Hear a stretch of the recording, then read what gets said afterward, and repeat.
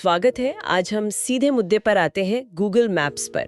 वो ऐप जो शायद हम सब रोज इस्तेमाल करते हैं, पर ये हमें सही रास्ता ये दिखाता कैसे है? हमारे पास एक लेख है, गूगल मैप रास्ता दिखाने वाला विज्ञान। उसी के कुछ अंशों पर आज बात करेंगे।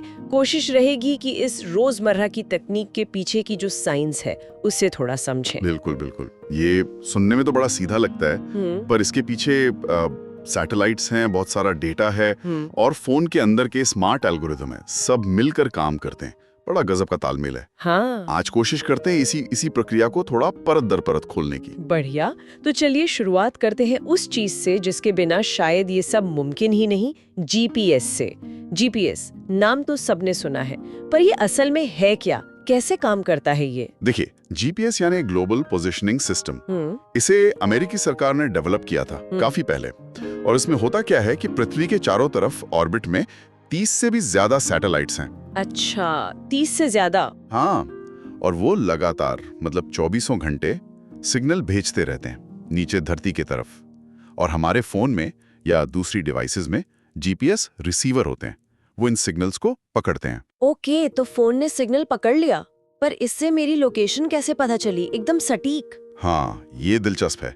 इसके लिए क्या होता है, आपका फोन कम से कम 4 अलग-अलग जीपीएस सैटेलाइट से सिग्नल लेता है। 4? जी, 4। हर सिग्नल के साथ टाइम स्टैम्प होता है। फोन कैलकुलेट करता है कि सिग्नल को सैटेलाइट से उस तक पहुंचने में कितना टाइम लगा है। इससे उसे हर सैटेलाइट से अपनी दूरी पता चल जाती है।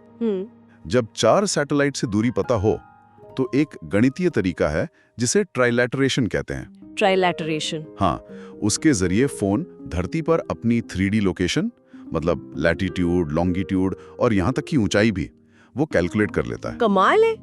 मतलब ये सब कैलकुलेशन फोन के अंदर हो रहा है? बिल्कुल, प्रोसेसर यही काम करता है। तो ठीक है, जीपीएस ने लोकेशन बता दी, मैं यहाँ हूँ। अब इसमें गूगल मैप्स कहाँ से आया? क्योंकि सिर्फ लोकेशन जानना और कहीं जाने का रास्ता जानना, ये तो दो अलग बातें हुई ना। सही, बिल्कुल सही कहा आपने। जीपीएस का काम लोकेशन बताना है, पिन पॉइंट करना कि आप हैं कहाँ। रास्ता दिखाने का जो असली जादू है वो गूगल मैप्स करता है। गूगल ने क्या किया है, उन्होंने पूरी दुनिया का एक बहुत डिटेल्ड डिजिटल नक्शा तैयार किया है। सड़कें, गलियां, दुकानें, लैंडमार्क्स, सब कुछ। हाँ, वो तो दिखता ही है मैप पर। लेकिन इससे भी आगे की बात है, लाइव ट्रैफिक। ओ हाँ, वो तो सबसे काम की चीज लगती है मुझे। कैसे पता चलता है गूगल को कि आगे जाम लगा है या रास्ता खाली है? ये क्राउड सोर्सिंग का एक बेहतरीन नमूना है। गूगल मैप्स क्या करता है, लाखों यूजर्स जो ऐप इस्तेमाल कर रहे हैं, उनके फोन से गुमनाम तरीके से, अनोनिमसली। अच्छा, गुमनाम?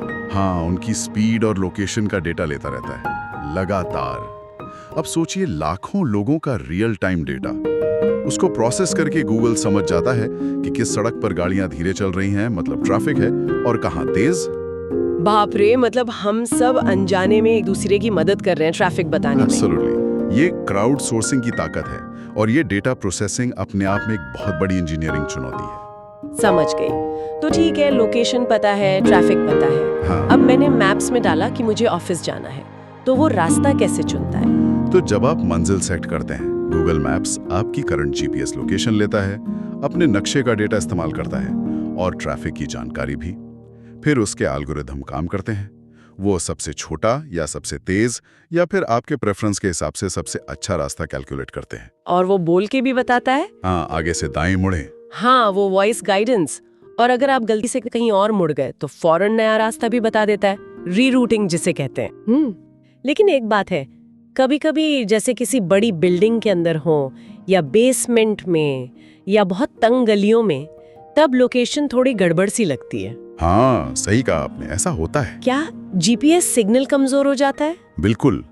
घनी शहरी इलाकों में, ऊंची इमारतों के बीच या घर के अंदर जीपीएस सिग्नल ठीक से नहीं पहुंच पाते, ब्लॉक हो जाते हैं। इसीलिए फोन सिर्फ जीपीएस पर डिपेंड नहीं करता है। लोकेशन को और सटीक बनाने के लिए वो दूसरी चीजों का भी इस्तेमाल करता है।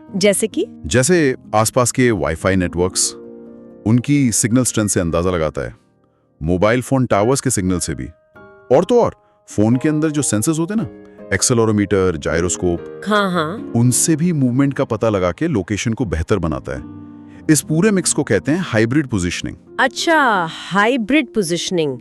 मतलब जीपीएस के साथ साथ वाईफाई, मोबाइल टावर और फोन के सेंसर सब मिलकर काम करते हैं। जी हाँ, खासकर ऐसी जगहों पर जहाँ जीपीएस अकेला काफी नहीं है, जैसे मॉल्स के अंदर या सुरंगों में। वाह, तो मतलब अगली बार जब हम गूगल मैप्स खोलेंगे तो ये सोचना कितना दिलचस्प होगा कि आसमान में घूमते सैटेलाइट, लाखों लोगों का गुमनाम डेटा, वो डिटेल्ड नक्शे और हमारे फोन के छोटे छोटे सेंसर्स, ये सब मिलकर हमें रास्ता दिखा रहे हैं।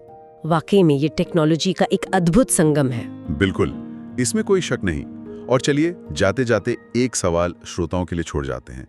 सोचिए ना जरूर, जैसे आज हमारे फोन का location data real time traffic बताने में मदद कर रहा है, भविष्य में इसी लोकेशन डेटा के और क्या-क्या इस्तेमाल हो सकते हैं। ऐसे इस्तेमाल जिनके बारे में शायद हमने अभी सोचा भी ना हो। ये सोचने वाली बात है।